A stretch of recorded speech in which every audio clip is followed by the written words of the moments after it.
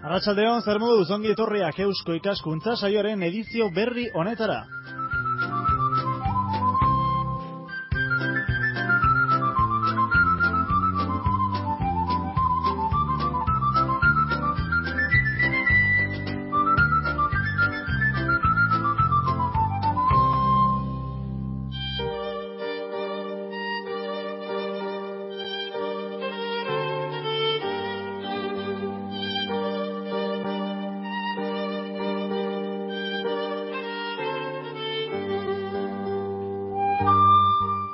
Egun gutxi falta da Eusko Ikaskuntzak Gasteizen antolatutako 17. kongresuari hasiera emateko. Kongresu honi buruz asko hitz egin dugu azken asteotan hementxe, Herri Irratiko saioan, eta gaur ere ekitaldi horretan protagonismoa izango duen ardatz bati ekingo diogu, alegia globalizazio fenomenoa aztertuko dugu gaurko berriketan, batez ere hizkuntza gutxituen egoerari dagokionez, horietatik euskara noski baietz.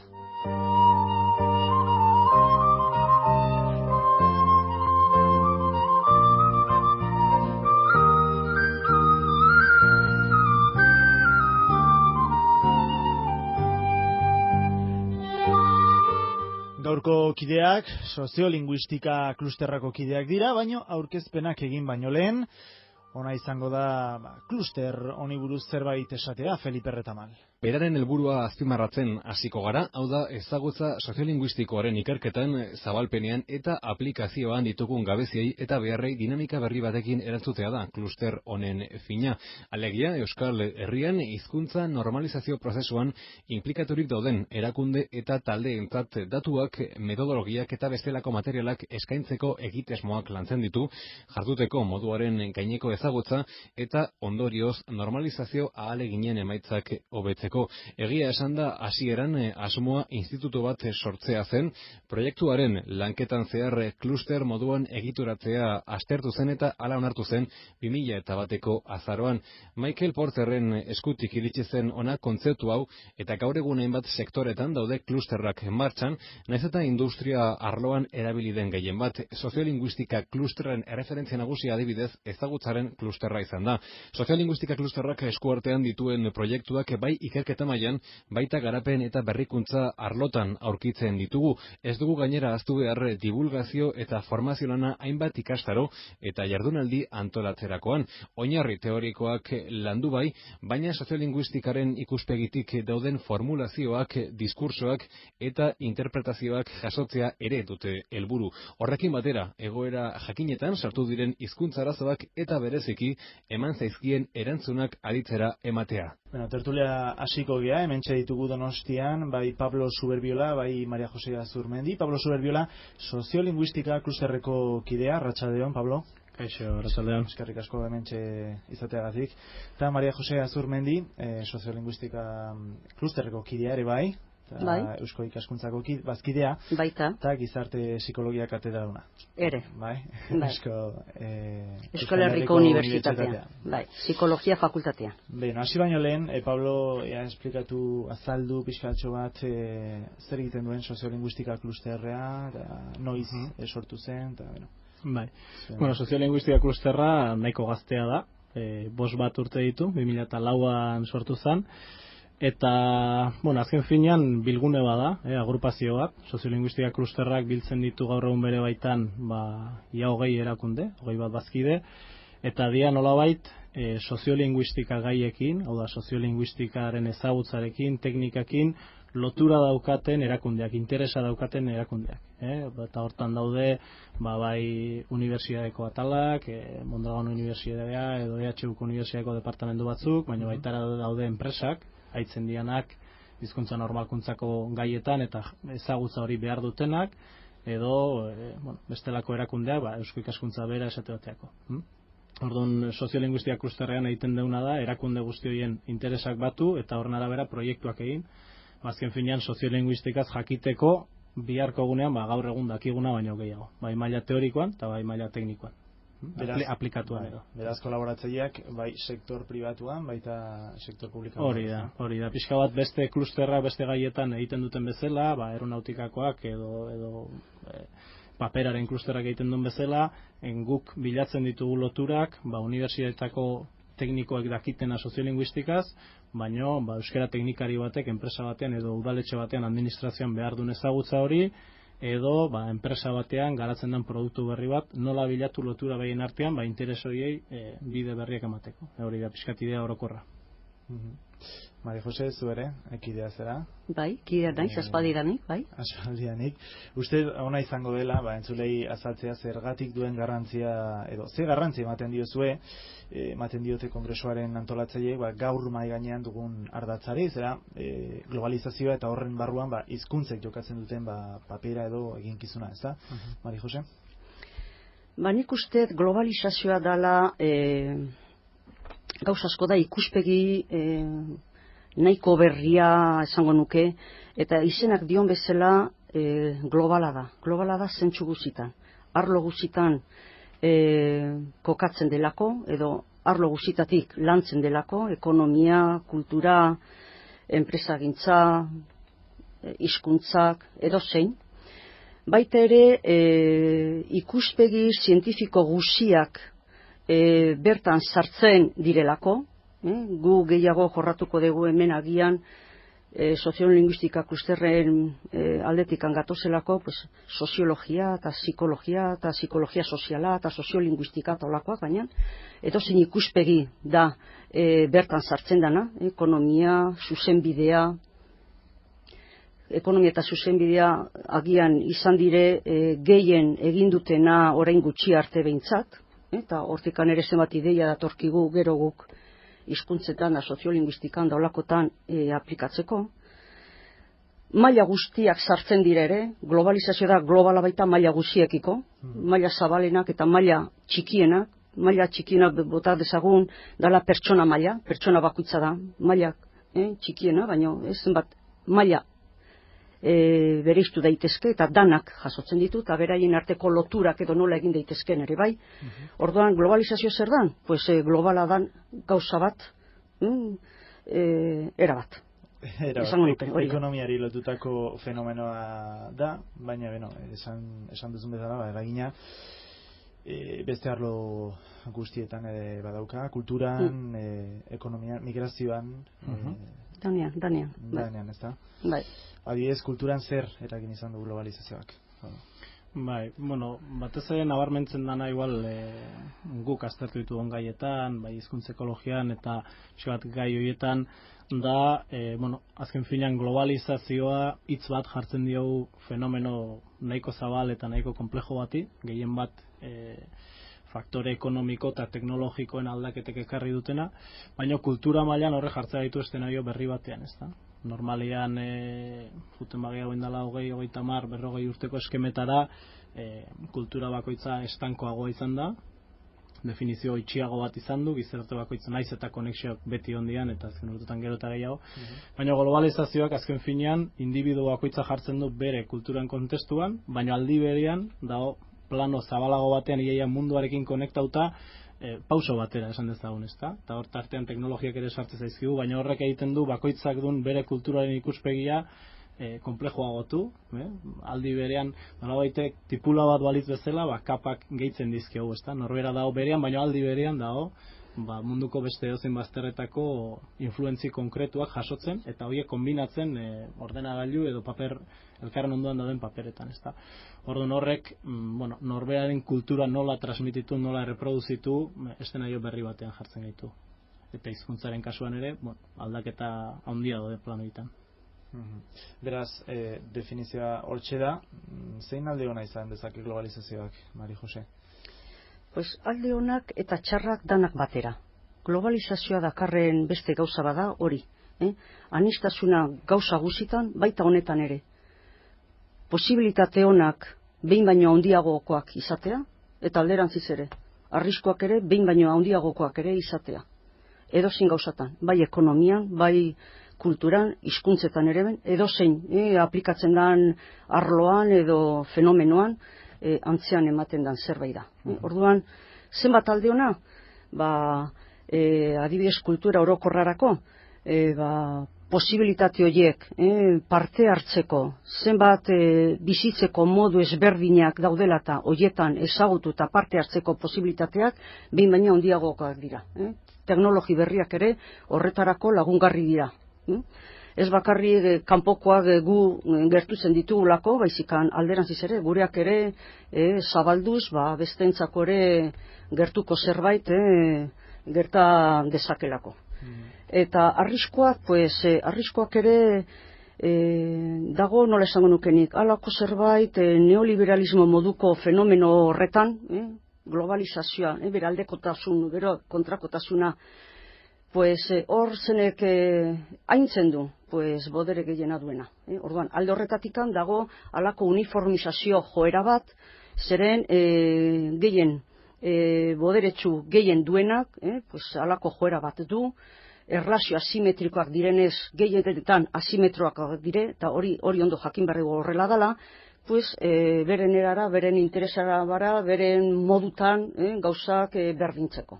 Zeren, berdintasuna da modu bat erresteko, bodere duenak bere alde gauzak egiteko. Orduan, gaur egun zer? Posibilitate onak haundienak eta txarrenak ere haundienak batera.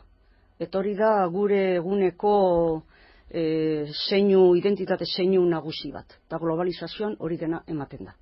Beraz, globalizazio prozesu horretan zeinak galtzen du?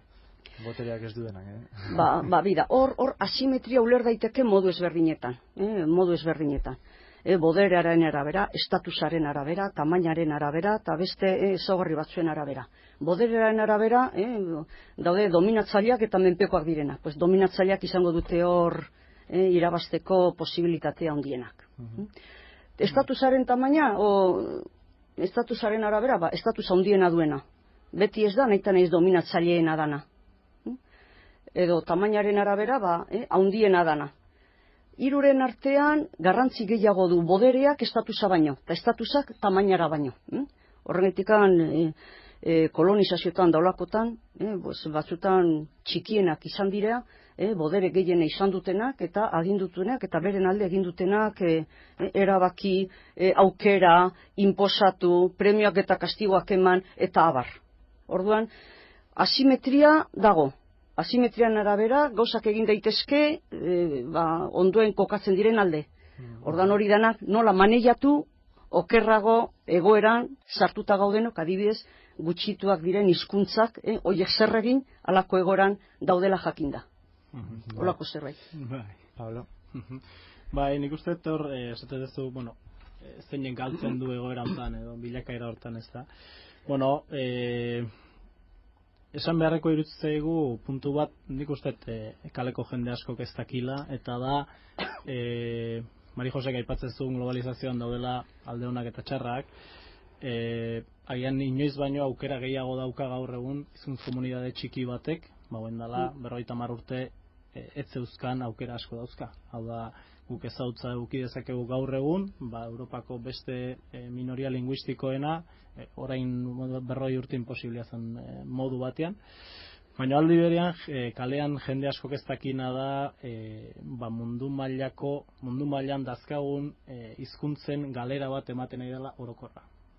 Hau da, hizkuntza adituek eta baloratzen dute, daudela gutxi gorabehera 6.000 hizkuntza munduan, eta ematen nahi da prozesu bat hizkuntza galerarena, ez beti zuzenean inposaketagatik, baizik askotan egoerek eman dituztelako hainbat komunitate hautatzera bere hizkuntza ez dana ofiziala, ez daukana prestigiorik, funtzioa galtzen jundana, seme-alabai ez transmititzea. Eta orduan gertatzen nahi da prozesu bat, nun adituek abisatzea eguten, seguruna 6.000 hizkuntza horietatik, 40-50 urtetan geratu gaitezkela igual 2 edo 3.000-rekin mundu mailan.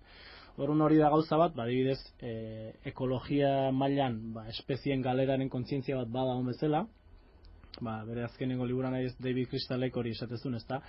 Hizkuntzena galtzen aigean aniztasun hori, eta hor dago ezagutza guztia eta bar, eta horren pertzepzioa ez dago.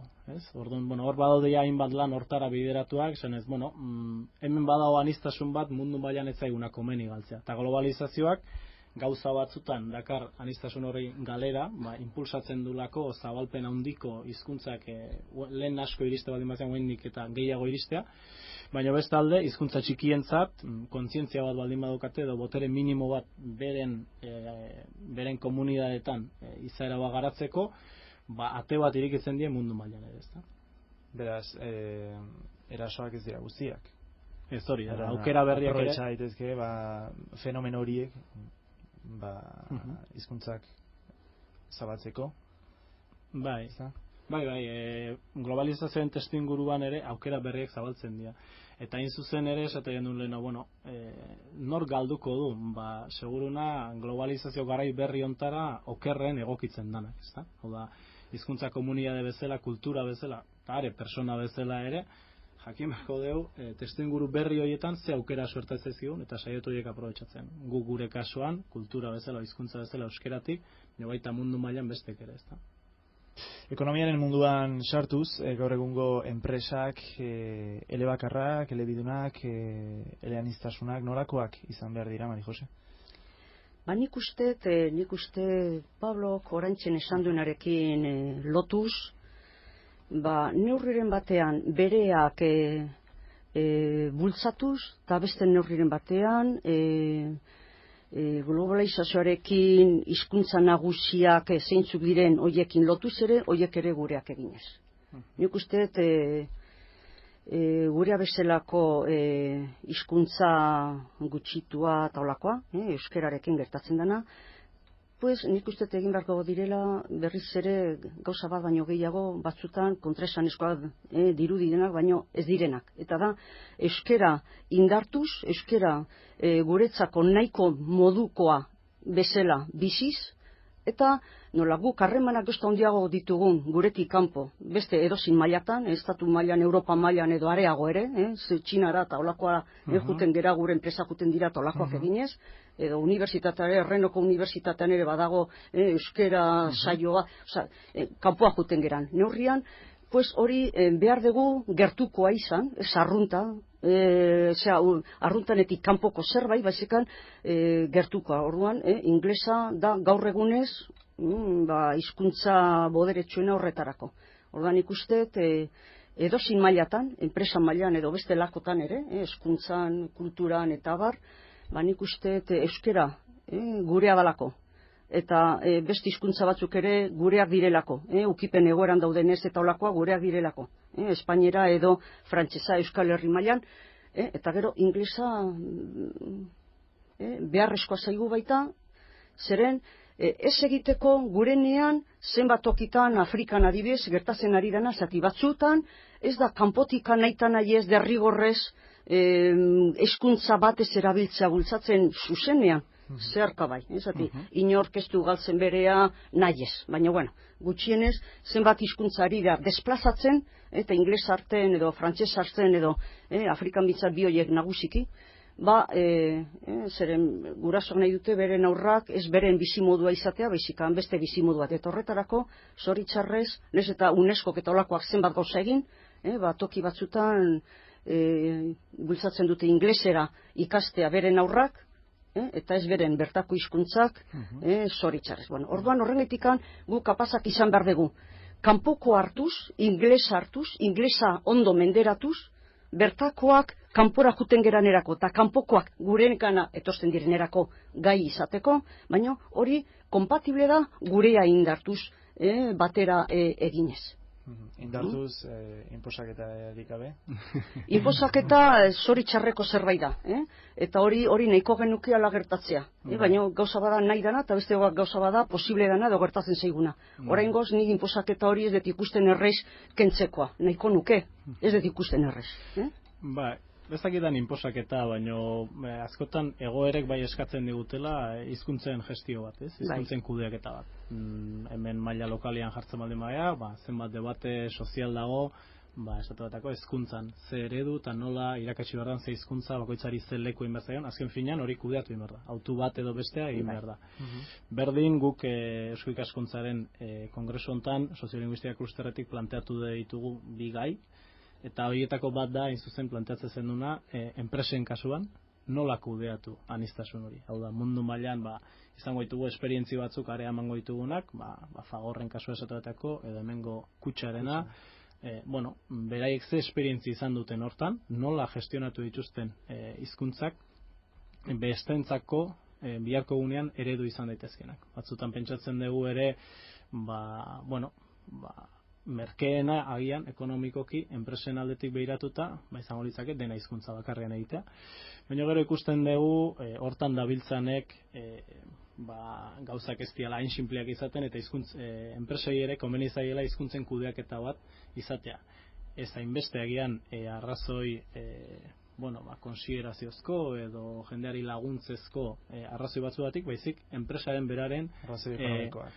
Beste arrazoi ekonomikoak, baina batzutan ez zuzenean, baizik adibidez planta bat beste lurralde batean jartzen dutenean martxan, bertako langileen enpresarekiko identifikazioa, bertako funtzionamendua, nola harmonizatu lehiken hobeto, edo bezeroari ze irudi emandakioken, segun eta enpresak ze hizkuntzen gestio egiten duen, ezta? Hau da, batzutan IKEA batek hemen propaganda egitea hizkuntza bakarrean edo bitan, ez da zuzenean urte hortan lortuko dituen emaitza ekonomikongatik, baizik agian dauka perspektiba bat, non herri batean kokatuko dan edo ez, edo bertakoek nola hartuko duten ere kontutan hartzen duen, ezta? Eta hori ere ekonomia da, baina agian ikuspegi zabalago batetik, ezta?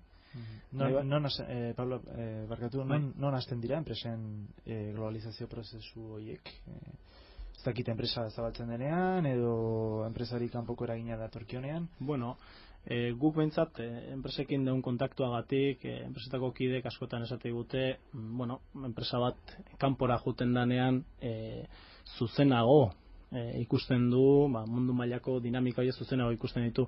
Baina gaur egun, dakan kontestuan, hemengo edozein enpresa txiki dago testu inguru globalizatu batean, gu hizkuntza mailan gauden bezala. Hau da, hemengo edozein tailerrek, proveedore bezala oso erresa da, pieza batzuk Italiatik ekartzea, beste komponente batzuk agian Txinan fabrikatzea, hau da, harreman hori, mundu mailako junetorri hori oso normalizatu da, eta ez enpresa honditan bakarrik. Beraz, nik uste zuzenago ezagutzen dutela, esatatako zabalpen bat edo internazionalizazio bat praktikan jarri duten enpresek, esatatako hemengo kooperatibek edo beste enpresek, baina hemengo eskala lan egiten duten enpresek ere testu inguru hortan moitu beharra daukate, jauen dela urte batzutatik honea, ezta?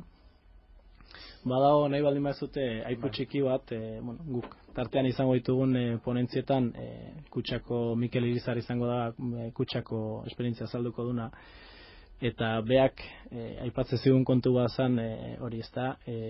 Badago nonbait marketingean arau bat esaten duna, Alemanian edo Txinan erresa dela erosketak egin behar baldin baituzu inglesez erostea. Baina bai Alemanian edo bai Txinan zure produktua saldu nahi badituzu, normalean komeni dela alemana edo txinera jakitea. Hau da, komunikatzeko minimo batzuk egiteko agian hizkuntza handiek ulermen maila txiki bat eukita ere balio digute hainbat funtziotarako. Baina agian beste batzutarako behar dugu tokian tokiko hizkuntza, ez? Eta hor sartzen da pixka bat kudeaketa hori. Zertarako zer hizkuntza, eta enpresa baten barruan ere, maila hontan erabili dezakegu hizkuntza hau, baina agian beste zeregin batzutarako behar ditugu besteak ere, ez? Eta enpresei dagokienez, Mari Jose, nola egiten du globalizazioak enpresan? Egituran, hizkuntza, mobilitatean? Nik uste gauza guztitan. Globalizazio lehen esan dudan bezala, da gauza bat horren komplexu, horren osoa da, gauza guztitan. Nik uste gauza guztitan. Lan motan ere bai, langileak nola eratu ere bai, bertan nola eta kanpoan nola ere bai, nik uste alderdi guztitan eragina du. Alderdi guztitan. Produktuan. Bai, baita ere. Zatikan lehen Paulok esan duen bezala, tokian, badirudi bertakoek eskatzen dutela beren hizkuntzatan gauzak adieraztea. Ez bakarrik lan munduan enpresa baten barruan bakarri, baizikan hortikan aterako diren produktuetan ere bai. Adibidez, orain eroskik egiten ditun beren produktuetan erabiltzen ditu estatuko 4 hizkuntzak, adibidez. Dakielako salduko direla gauza horiek, Euskal Herrian eta Katalunian eta besteetan, eta orduan erakargarriago da, bakoitzean beren hizkuntzan horiek danak aurkeztea eta adieraztea. Orduan horrekin zer egiten dute irabazi gehiago. Ordan, ez da garestiagoa, zeren ekonomikoki ere txartelak lau hizkuntzetan jartzea baldin bada garestiagoa, dauzka bere konpentsazioa, zatikan erosle gehiago aukeratuko ditu edo aukeratu ez, lortuko ditu modu horretan funtzionatzen baldin badu. Orduan, malgutasun bat behar da, eta malgutasun horretan, zuk esan dezun bezala lehen, Pablo, pues tokian tokiko bakoitzak nahi du beren hizkuntzan gauza jasotzea.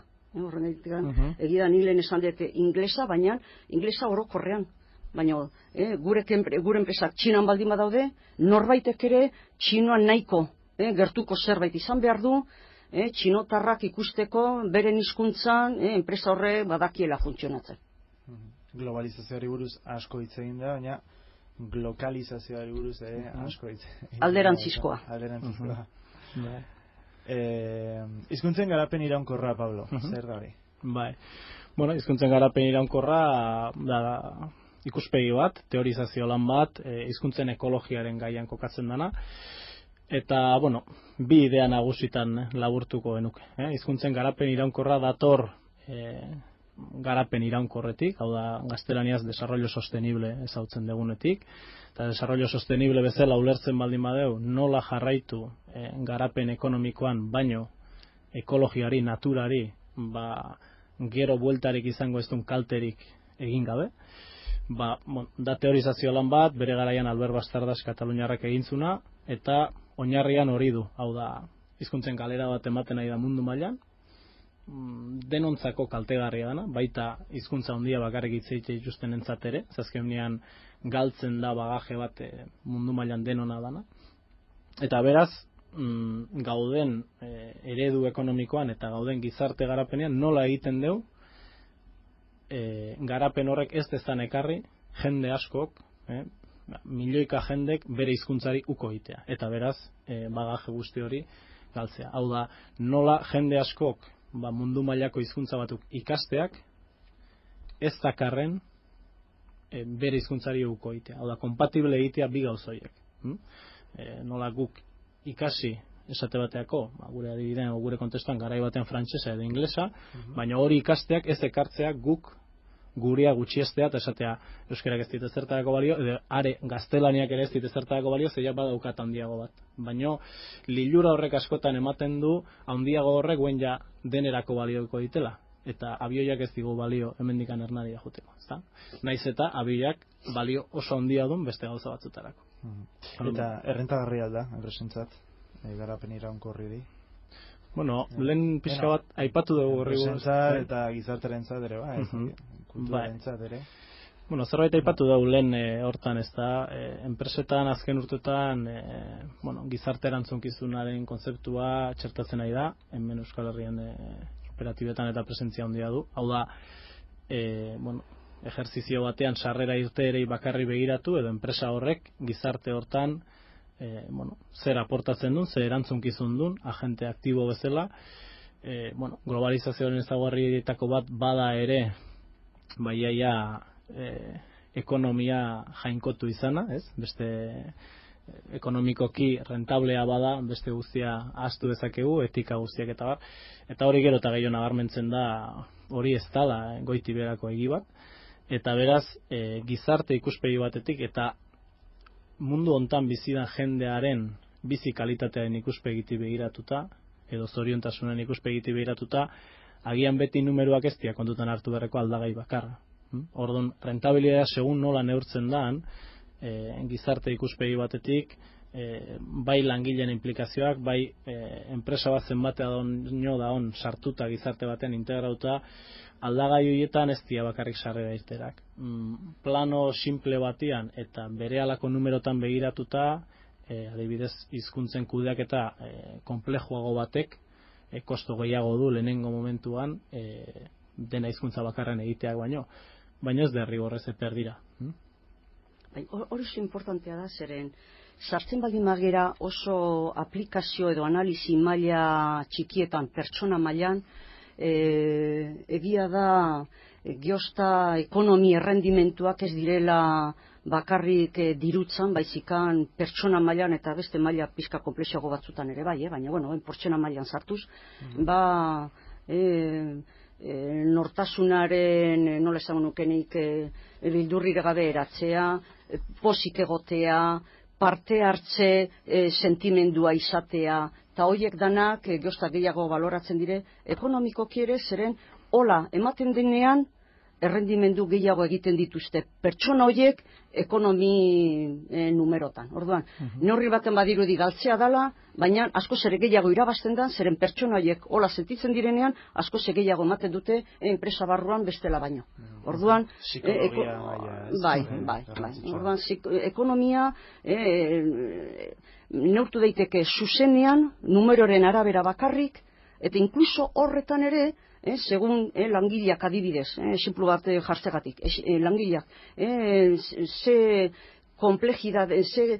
komplizitatea daukaten lantegian, gustora dauden edo ez, arrakasta sentitzen duten edo ez, eta holako gozak egiten dute gehiago, eta orduan, enpresarako eragina handia du horrek ekonomikoki ere, bestela baino. Orduan, nik uste, eta beste mailatan ere antzean. Orduan, ekonomikoki errendimendua nola ulertu, geostak gehiago da modu komplexuago batean. Eta gero, batzutan badaukago arriskua normalean, komunikabide batean kostuak agertzen zaizkigunean, horiek kalkulatuta egoten dira modu jakin batean, eta askotan hitz egiten zaigu, askotan entzun behar izate dugu, ze garestia da, zenba kostatu zaion Generalitateari katalana sustatzea, edo zenba kostatu zaio gobernuari euskera sustatzea. Baina oso gutxitan ikuste du numerotara ekarrita zenba kostatuan esate batako, azken 15 urtetan hemen, 10 urtetik 25 urterako poblazioak inglesa ere jakitea, eta hor ere inbertsio handi eginda. Publikoa, pribatua, enpresek ere, eta badirudi askotan numero batzuk kontatzen diala eta beste batzuk ez.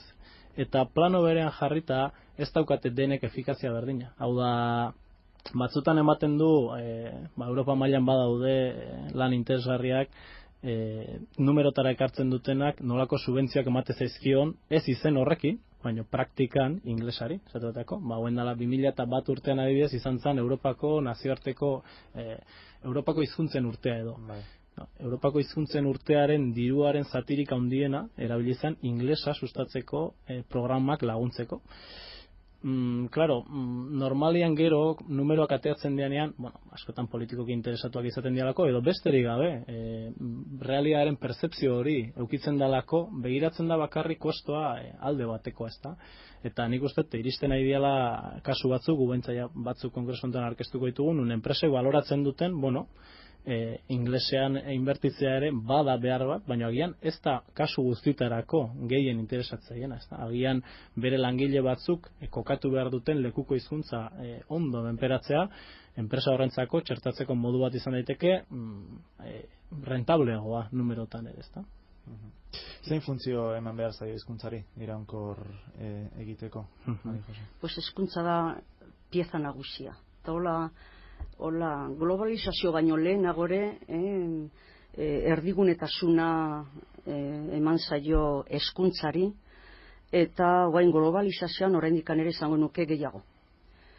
Hezkuntza dalako arlo bat halako ezaugarriak dituena. Adibidez, populazio guztientzako ematen dana da, gutxienez mundu garatuan, ez? Mundu guztia guain esan dudan hori ez da ematen zoritxarrez, baina gure mundu garatuan edo erdi garatuan, bai da gauza bat populazio guztirako zabaldua dagona, gaina urte askotan, zeren gutxienez 14 urte arte, 16 urte arte, 18 urte arte ematen dana.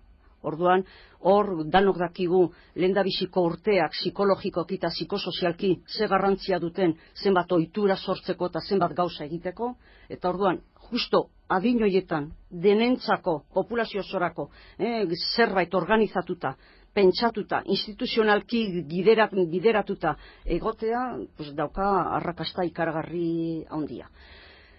Hori orokorrean. Gero, nahi baldin badegu mundu garatu honetan lehengo mailetara jutea, garapen iraunkorra hezkuntzarekin lotzen da lehendabiziko gauza da.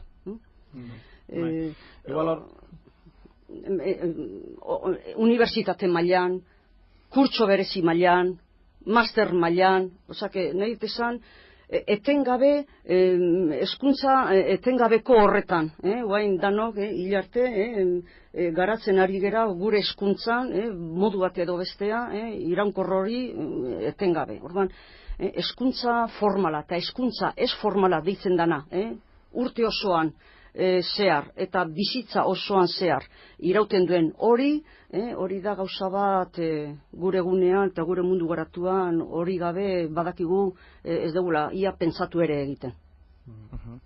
Bai, igual bada hor idea bat, nahi gustatuko ez zaitena nabarmentzea eta da, ze funtzio esate deunean hizkuntza txiki batetik, kasu honetan euskeratik, hizkuntzen garapen iraunkorraz aditu adienek eta nabarmentzeuten gauza bada lehen esate genuen, hau da, nola egin kompatible hizkuntza txikietan bizitzea eta aldi berean mundu mailako beste hizkuntza jakitea, baina jende horrek uko egin gabe bere hizkuntzari, eta nola egin kompatible hortan puntu bada hizkuntza guztiek, txikiek eta handiek izan behar dituztela beren komunitatearen barrun funtzio batzuk esklusiboak. Naiz eta gutxi izan. Hau da, euskeraz egin dezakegun guztia, egin badezakegu inglesez eta gaztelaniaz, asko zerrexagoa da gazte batek kuestionatzea,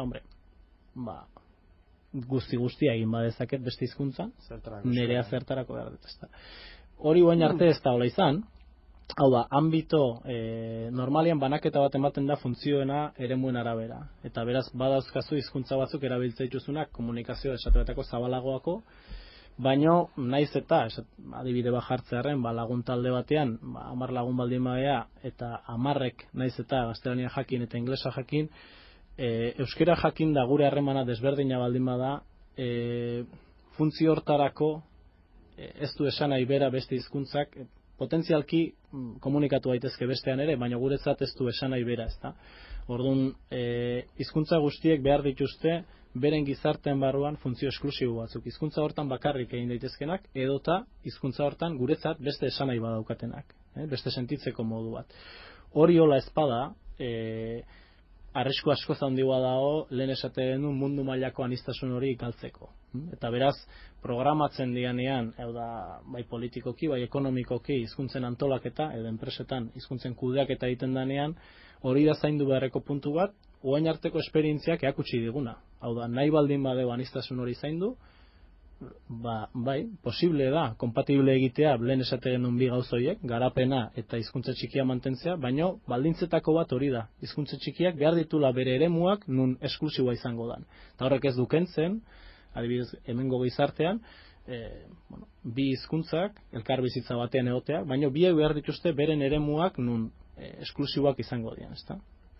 Nik esango nuke, erantziko nioke beste ideia bat, ados nagoera bat ala da, baina beste ideiaren bat, eta da, neurriren batean hizkuntza handiak eta txikiak ezberdinak dira, baina beste neurri batean ere berdinak dira. Orduan, hizkuntza handiak hori dana lortzen dute eta inongo, nola esango nuke, zalantzari gabe. Inork ez du hori zalantzan jartzen. Halako zalantza jartzen dire gehienetan hizkuntza txikietan. Baina hizkuntza txikietan ere, eman daitekezuk esan dezun bezala, esklusibitate batzuk, funtzionamenduan eta populazioaren posarako lehen esan degun hori. Numeroak zer dire?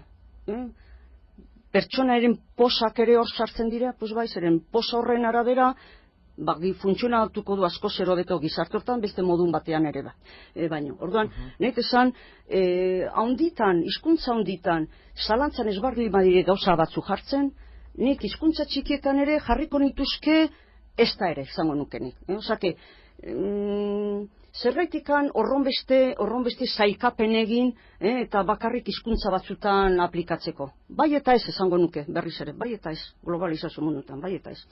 Edo luego, gauza batzuk esklusibitatean mantendu behar direla hizkuntza txikitan nahi baldin badute iraun, hori badirudi dela konstante bat, baina ez hizkuntzatan bakarrik, beste gauza guztietan ere bai, beste enpresa munduan, kultura munduan eta beste edozein arloan aplikatzen degula ere, antzeko zerbait esan daiteke. Beste gauza bada gero, esklusibitate horiek noraino, eta hizkuntza bat baino gehiago nundik noraino, eta hortik gorago, agian hizkuntza bat gehintzen da munduan, edo Europa mailan bintzak, guazen Europa, bueno, ez guaz Europaraino bakarri munduraino guaz, osake. Eta nor jartzen dituen esklusibitate horiek? Erabaki izan duen. Dinamikak erabaki mailan askotan goiti bera hartzen dira, ez da? Gizarte batean, botere egunetan hartzen dira. Baina gero baita ere, gizarteak aktiboa dan neurrin, badauka bere erabaki almena ere. Baita ere. Eta nik uste hortan adibidez, globalizazioak bai ekarri ditu lehen aipatze ginen aldaketa horietan, gizarte beti gorako antolaketarako sortu ditu tresna batzuk lehen irudikatu ezintzianak, ez da? Hainbat mugimendu ezautu ditugu, kasu batzutan globalizazioaren aurkako protestak, baina ez bakarrik protestak, artikulatu dianak jendearen maila horizontaleko komunikazio baten bidez, bai SMS bidez edo bai interneten zabaldutako horrien bidez, eta talde hortatik ere ez da dana goiti berako agintearen araberako logika itxi batean, globalizazioak zorionez bestelako bide batzuk ere sortzen ditu, askotan botere eguneak ere ikasi dezaten, ez da, jendearen gandik. Hala eta guztiz ere egia da, biak ematen direla, eta baina baita jakin behar da, gure bezalako hizkuntzatan, nik uste zoritxarrez baino gehitzen da gehiago goiti berakoa bestera baino, horiak jakin behar dugu, ez da? Naiz eta gu gehiago ari gera klusterrean eta olakotan, beti gorakoa indartzen, baina gauza bada, honetan ere, zer dan egiten deguna eta nahi deguna eta beste gauza bada noraino ahaldun, ahaldegun, beti gorako hori landu. Orduan nik uste hor, zeren adibidez, Europako euromosaik eta olako lanak egin zirenean, guain aipatuetan lan konkretu hau da 82koa uste, osake guain da 15 urtekoa edo gutxi gora bera, gehiago, bueno, pues honetan argi eta garbi esaten zen, naiz eta Europa jakin, hizkuntza handiak izan duten bilakaera, izan dela bilakaera bat oztopori gabekoa, eta horren ondoan daudela Europan, lehengo Europan, ez oraingoa, zati oraingoa zabalagoa da. 12 estatu Europa harretan, bereizten ziren 40 baino gehiago talde linguistiko gutxitu edo erregionalak dizen zirenak. Minoritario edo erregionalak dizen zirenak. Eta horiekiko zer esaten zuen, garbi zegoela, Europan argi zegoela, horien bilakara txikia iristeko izan zala neurrien baten haundien errua. Hala ere, egin behar da nadala gehiago hortaz pentsatu horrez, hemendik gerora zer. Baina hemendik gerora zer horretan, pixka bakoitzaren indarran beti gorako horretan indartuz. Orduan, naiz eta oraindik ere txiki horietan goiti berakoa haundiago izan beti gorakoa baino, beren etorkizuna jartzen zuen esplizitoki, beti gorako horretan noraino iristen den bakoitzaren arabera. Osake, gauzako ladira. Orduan, zori horrez, neurriren batean hori aladalako, zerragina du, gu hemen egotea oraintzen adibidez, edo klusterrak egiten duena, talakoa, baino jakinda, batzuentzako bide erresak direnak, bestentzako da salbezekin pueda moduko zerbait gertatzea. Eta hori, Europa barruan, hori esplizitoki hola dago onartua. Orduan, ari gera, ez modu errexian, ari gera, eta ez dakit. Zati, garapena ez da bakarrik mantentzea, garapen iraunkorra zer da? Da garapena, ez mantentzea. Eta garapena zer esan nahi du, hizkuntza txikiak ere lortu behar dutela, haundien ainekoa ez, baino kasi, zango nuken, zati, garapena nu jartzen dezu muga, ezta?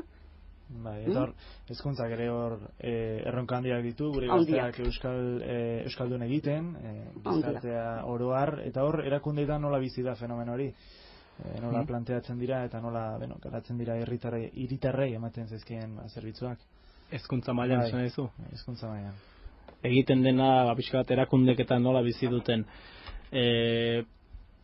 Komunikabideak edo prentsa behiatu besterik ez dago, azken hilabetan izan duen aldaketakin, ikusten dugu, oso presente daun gaia da, eta hauen hitzaitera egean hizkuntzen garapen iraunkorrarekin, hizkuntzen kudeaketakin lotura zuzena duen kontua da, ezta? Hau da, nola artikulatzen dugu hizkuntza horien hezkuntza, hau da, zenbat ordu ikasi behar ditun ikasle batek hizkuntza batean eta bestean, bete daitezen hemengo gizarteak bere garaian jarri zituen iparrak. Eta beste da, hemen 18 urtekin legeak esaten duenaren arabera, jende guztiak jakin ditzan euskera, gaztelania eta neurri batean inglesa, komunikatzeko maila nahiko batean. Hori da nolabait konsensu zabal bat gizarte mailan konbibentzi bat izateko onartuta da ona labur esatearren. Gertatzena gero eguneroko praktikan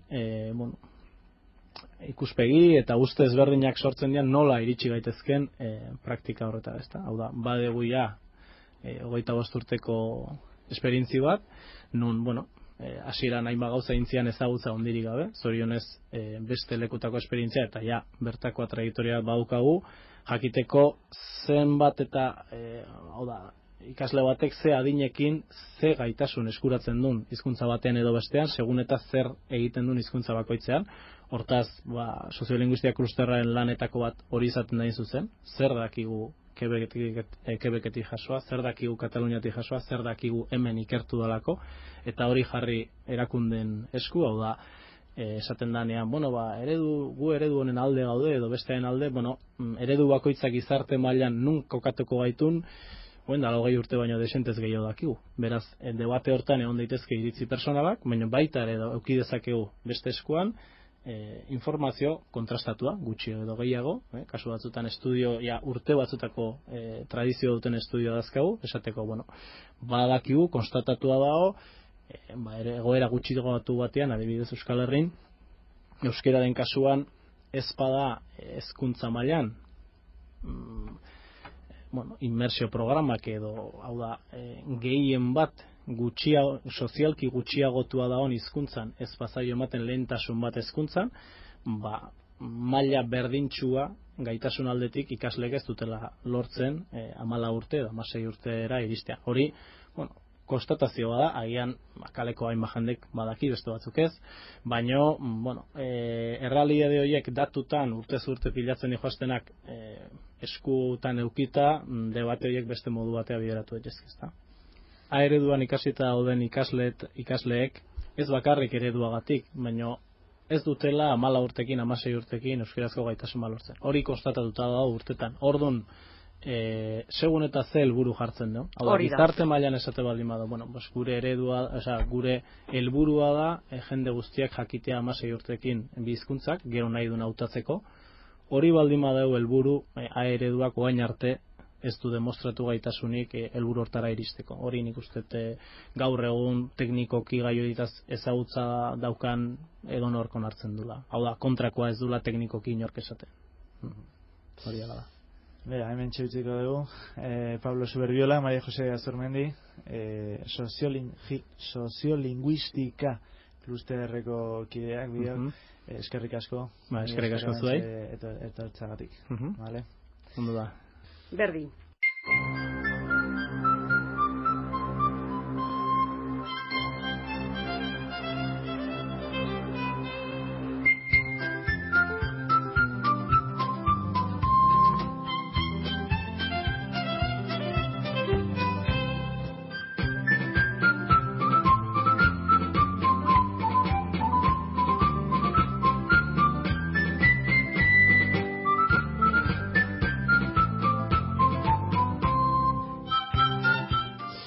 Agurtu baino lehen, badakizue gurekin harremanetan jartzeko bibide daudela, lehendabizikoa Eusko Ikaskuntzako web orria, 3 bikoitz euskogidoikaskuntza.org, eta bestea, helbide elektroniko bat, euskoikaskuntza@herrigidoirratia.com. Besterik ez, datorren larunbat arte, ondo izan, aio!